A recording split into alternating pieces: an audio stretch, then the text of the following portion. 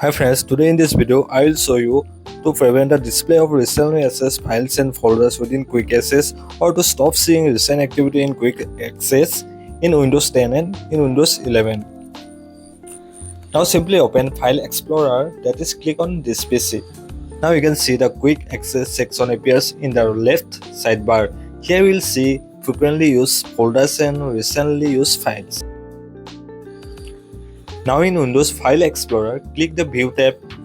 From there, click the Option button and click on Change Folder and Search option. Now from the General tab, you should see that the Open File Explorer 2 drop-down menu is set to Quick Access. Now change it to this PC. Now remove two tick mark from Privacy option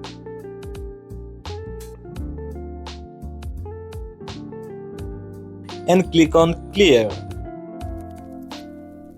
Now click on Apply. Now you can check it. Removing files from Quick Access does not delete the actual files or folder from your computer, it only removes the shortcut from the Quick Access list.